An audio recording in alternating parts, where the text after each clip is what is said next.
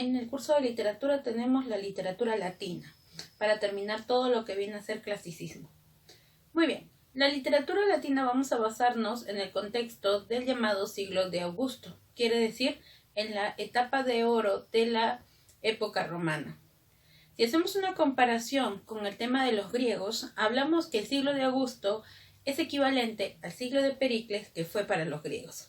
Recordemos que durante el siglo de Pericles se desarrolló lo que viene a ser la tragedia, que es la mejor época que podíamos llamar de Grecia. Ahora, en esta etapa de la literatura latina hablamos de grandes representaciones de la épica, pero también de la lírica. Tenemos como gobernante al emperador Octavio Augusto. Por eso se denominó siglo de Augusto, al igual que Pericles fue el gobernador en la época de Grecia. Entre las características de este periodo, primero tenemos la imitación de los griegos. Los romanos, una vez que lograron invadir Grecia, sucede al revés de lo usual. Cuando un país domina a otro, una nación domina a otra, siempre trata de colocar sus creencias, de colocar sus costumbres, ¿no es cierto? Pero aquí sucede al revés. Grecia influye mucho en Roma y nos damos cuenta solamente en los dioses. Los dioses de los romanos son los mismos que los griegos, solamente que con otros nombres. Por ejemplo, el dios supremo de los griegos era Zeus. ¿Y cómo se llamó para los romanos? Era lo mismo, Júpiter, con otro nombre. La esposa de Zeus era Hera para los griegos y es Juno para los romanos. La diosa Atenea, la diosa de la sabiduría para los griegos, su nombre en los romanos es Minerva. Heracles, el semidios más importante en Grecia, para los romanos es Hércules. Muy bien, entonces como vemos hay una gran influencia en este tiempo. Aparecen los mecenas. Los mecenas van a ser personajes importantes ya en la época del Renacimiento también. Son personas que cuentan con mucho dinero y que lo que hacen, invierten en esos artistas, diferentes artistas de la escultura, de la literatura, de la pintura, etc. Ellos invierten su dinero ahí para que ellos puedan explayar su talento. Ahora, también se da el uso de los tópicos latinos, los cuales también van a ser importantes para la época del Renacimiento, cuando veamos siglo de oro español. Muy bien. Se muestran los tópicos como viene a ser el carpe diem. Carpe diem significa disfruta el momento. Si hablamos de literatura universal, Fray Luis de León fue quien llevó mejor este tópico. Disfruta el momento, es decir, tú no sabes lo que te puede suceder mañana, así que lo más importante es disfrutar el ahora. Otro tópico importante es locus amenus, que si hablamos de literatura universal, lo utiliza Garcilaso de la Vega, pero Virgilio también es un gran exponente de este tópico. Locus ameno significa lugar ameno. ¿Y cuál es ese lugar ameno para encontrar la paz con Dios? Pues es la naturaleza, el campo. Tenemos también Beatus ile, dichoso aquel que todavía puede disfrutar de su vida. También lo utilizaba Fray Luis de León. Y tenemos ubi sum, que significa ¿dónde está? Literalmente es ¿dónde está? Y hace referencia a las cosas banales, a las cosas mundanas. Es como decir ubi sum. ¿Dónde está toda esa fortuna que tanto hiciste? Todo ese dinero del que te mofabas, si de un momento a otro se puede ir. No disfrutas las cosas que realmente valen la pena. Eso es lo que trata de decirnos ubi sum. Muy bien. Si encontramos entre los representantes más importantes de este periodo, vamos a encontrar a tres. El primero de ellos es Horacio. Horacio destaca tanto en la lírica como en la parte teórica. Muchos comparan a Horacio con Aristóteles por los aportes en la teoría literaria. Tenemos que es un poeta lírico, es decir, en la parte de la poesía, y también es un teórico, como hemos mencionado. La moderación. Horacio decía que la moderación, el ser moderado, te va a llevar a alcanzar la sabiduría. La crítica a los abusos sociales los vamos a encontrar en su obra Sátiras, donde hace burla de estos defectos de la aristocracia. Tenemos otra que tiene temática, bueno, los temas que nos habla son el amor, la naturaleza y la amistad, y esto lo encontramos en odas. Entonces, si es odas, van a ser alabanzas a estos temas. Luego tenemos la teoría literaria, por lo que lo comparan con Aristóteles. ¿Recuerdan cómo se llama la obra de la teoría literaria de Aristóteles? La Poética, donde nos hablaba sobre la tragedia y las famosas unidades aristotélicas. Él también va a hablarnos sobre teoría literaria en su obra Arte Poética. Muy bien. Otro representante importante es Ovidio. Ovidio, a pesar de que perteneció a la clase aristocrática, fue desterrado de Roma por el emperador Augusto, porque decía que sus obras llevaban a la inmoralidad de la gente. Él domina muy bien la mitología, por lo tanto, coloca estos mitos dentro de sus obras. Y esos mitos los vamos a encontrar en su obra Metamorfosis. En esta obra, Metamorfosis, vamos a encontrar que nos habla sobre transformaciones, como lo dice. Y estas transformaciones se dan a través de los dioses como castigo a los humanos. Y su obra, que lo llevó a ser desterrado y por la cual lo conocemos mucho, es El arte de amar. Mariano Melgar, el poeta peruano, va a traducir esta obra del latín al castellano. En Arte de amar consta de 3 partes. La primera de ellas la primera y la segunda es para los hombres y la tercera es para las mujeres. La primera te dice dónde puedes encontrar el amor. En las plazas, en los parques, cómo puedes mirar a esa persona. La segunda es, ¿ya conseguiste tu amor? ¿Cómo mantener ese amor? Cómo avivar la llama para que ella siempre esté contigo. Y la tercera de ellas, que es para las mujeres, es cómo seducir a los hombres y cómo mantener el amor de los hombres, cómo hacer que no se aburran de una. Bueno, bastante misógino, pero eran las creencias de la época. Esos son los 2 primeros grandes representantes de la literatura latina en el periodo del siglo de Augusto.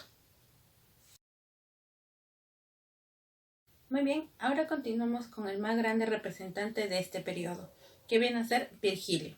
Virgilio, conocido como el Cisne de Mantua o también el Homero romano, va a ser un representante de la épica heroica. Virgilio tuvo como mecenas al propio emperador Octavio Augusto, el cual le pidió que escribiera una obra que pueda hablar sobre la fundación de Roma, y él lo va a hacer con su obra La Eneida. Nos dice que continúa con los temas homéricos, más que continuarlo prácticamente los copia, porque su obra más representativa es una copia de la Odisea y la Ilíada, en ese orden las copia. Tenemos que uno de sus temas más importantes es reestructurar la pureza de la religión, porque se había trastocado al tener a estos dioses que tienen ciertos defectos, como dijimos. Los dioses de Grecia eran llevados por sus pasiones. Entonces, en este tiempo también estaba empezando lo que era la religión cristiana. Entonces, él trata de rescatar esto de la religión. Ahora, el amor por el trabajo en el campo e impedir la corrupción fueron de sus temas favoritos y los vamos a encontrar tanto en Geórgicas como en Bucólicas. En Bucólicas principalmente nos habla sobre lo que es el campo, la naturaleza. Su mismo nombre lo dice, de la especie literaria églogas, que tiene que ver con un tema bucólico. Muy bien. Ahora, su influencia se proyecta hasta la Edad Media. Dante Alighieri, en el Prerrenacimiento, va a tomar a Virgilio como una influencia tan importante que lo toma como uno de sus guías en su famosa obra La Divina Comedia. Muy bien, tenemos la obra La Eneida. Cuando hablamos de la Ilíada y la Odisea, estábamos hablando sobre cierto tiempo de la guerra de Troya y lo que pasó después de la guerra de Troya. Pero lo que sucedió de la caída de Troya, cómo cayó Troya, lo vemos en la obra La Eneida de Virgilio. Género épico, especie epopeya, consta de 12 actos, solamente 12 cantos. La mitad de cantos que tienen tanto la Ilíada y la Odisea de Homero. Nos dice que esta obra fue creada para ser leída, a diferencia de la Ilíada y la Odisea, que fueron creadas para ser oídas, porque Homero era un aeda, era un poeta que iba de ciudad en ciudad recitando sus poemas.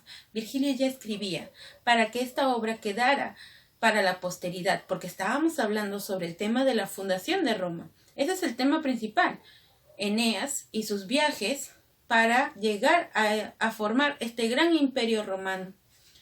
Ahora, nos tenemos la historia de Eneas, pero ¿quién era Eneas? Eneas era un príncipe de Troya. Se casó con la hija del rey Príamo, Creusa.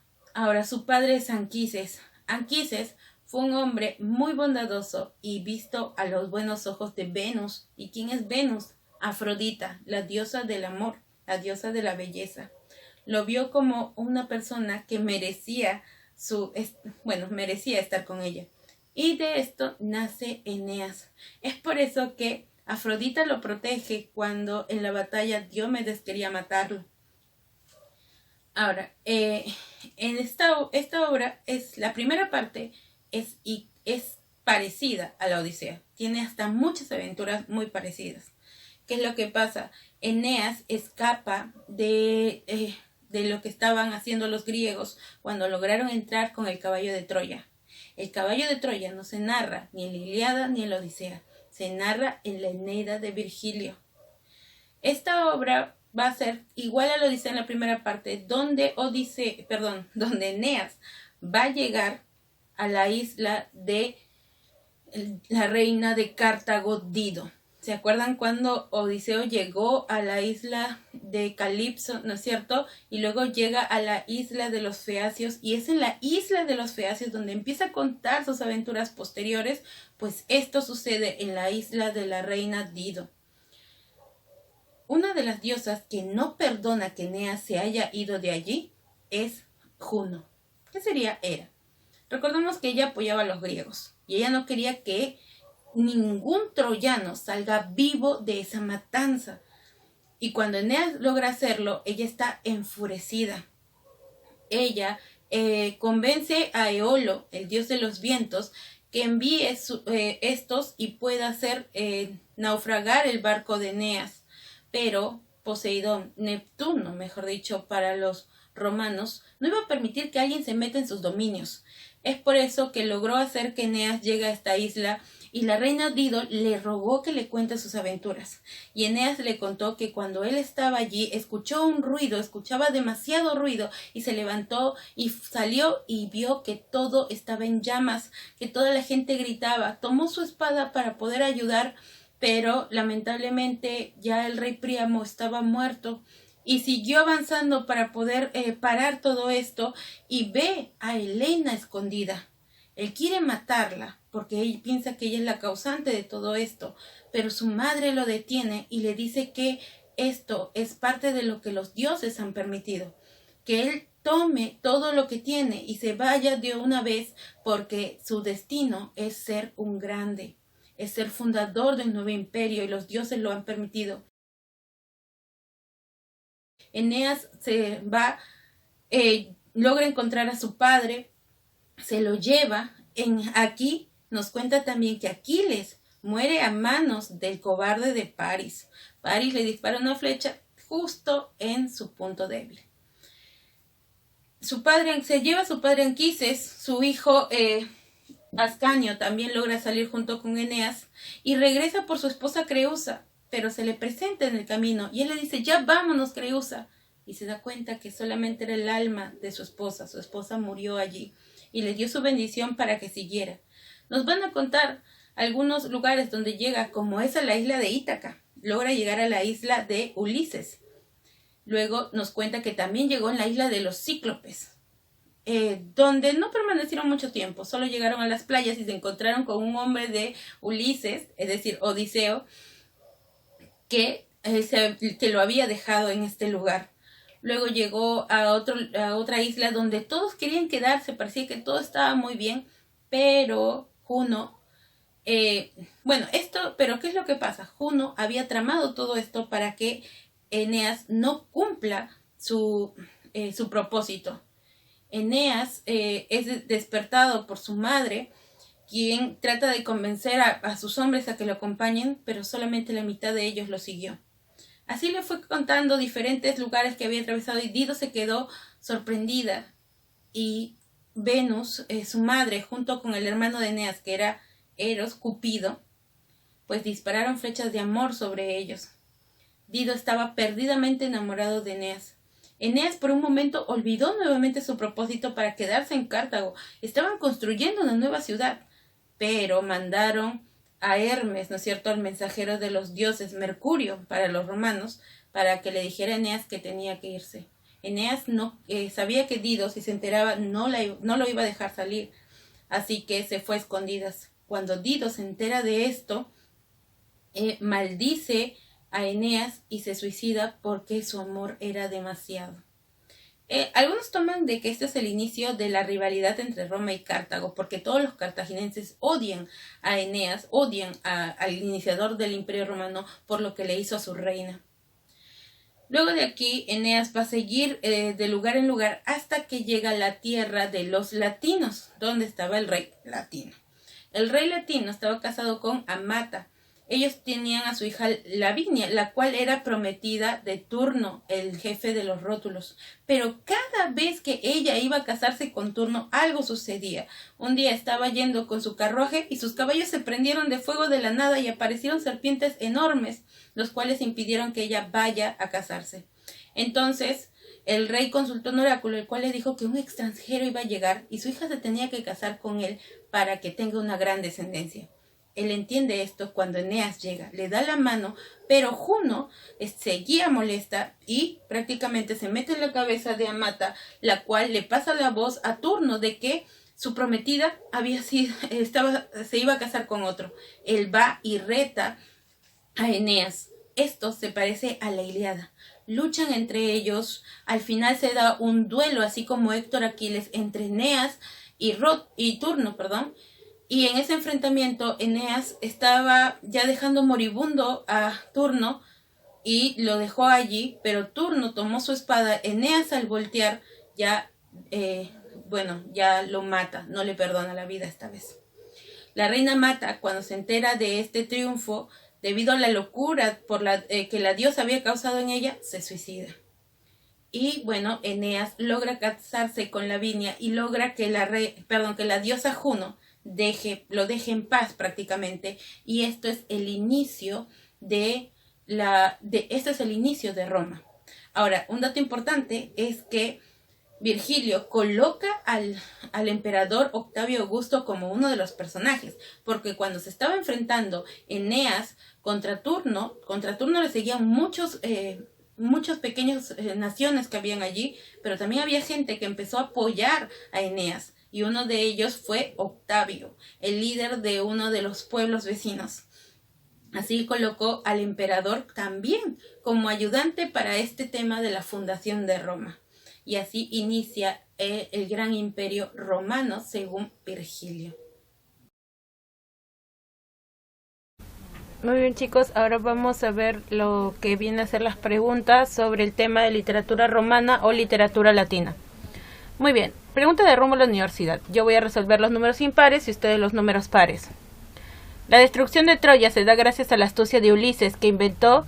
Recordemos que muchos confundían, ¿no es cierto?, de que esta treta que creó Ulises y para los griegos Odiseo, pues se narraba en las obras de Homero, pero sabemos que es en la obra de Virgilio, en la Eneida, donde supimos qué sucedió con Troya, cómo los griegos lograron derrotar a Troya. Y va a ser gracias a Ulises que creó el famoso caballo de madera. Eneas se enamora de la reina Dido por intervención de la diosa. La madre de Eneas hace que él se enamore, manda a su hermano Eros o Cupido para que pueda crear, ¿no es cierto?, este ambiente, dispare sus flechas y Eneas se quede enamorado de Dido. Y va a ser su madre Venus, Afrodita para los griegos. Pero recordemos que estamos en literatura romana, así que es Venus. Apelativo conocido de Virgilio debido a su timidez, la doncella. Eneas fundó un nuevo pueblo, el cual se llamó, ¿no es cierto? Esta obra fue pedida por el emperador Octavio Augusto para poder hablar sobre el inicio del Imperio Romano. César Augusto, emperador romano, encargó a Virgilio hacer una obra en la cual se manifiesta el origen de Roma. Esta se llamó la Eneida. Muy bien. Ahora, ¿qué es lo que ustedes van a tener que hacer? Primero, transcribir. En su cuaderno tiene que estar transcrito la parte teórica, quiere decir lo de la pizarra. Y en el libro, las preguntas que acabamos de desarrollar. En la tarea, en el libro, ustedes van a resolver la lectura que está en la página 95. Allí están las preguntas de la lectura que ustedes tienen que desarrollar. Luego, en Rumbo a la Universidad, lo que les acabo de decir, los números pares, que está en la página 96. Y en el cuaderno, quiero como tarea un cuadro comparativo de los dioses griegos y los dioses romanos. ¿Qué quiere decir? Para los dioses griegos colocan, por ejemplo, Zeus, ¿no es cierto? El dios supremo, dios de los cielos. Y para los romanos, ¿cómo se llamaría? Júpiter, que cumple las mismas funciones. Quiero los nombres de los dioses y la función que cumplía. Recordemos que no hubo muchos cambios en cuanto a las funciones. ¿Qué quiere decir? Por ejemplo, Atenea para los romanos seguía siendo la diosa de la sabiduría, pero tenía otro nombre. Y eso es lo que ustedes van a hacer. El nombre del dios en griego, el nombre del dios en romano y la función que desarrollaban. Eso lo van a hacer en su cuaderno en un cuadro comparativo.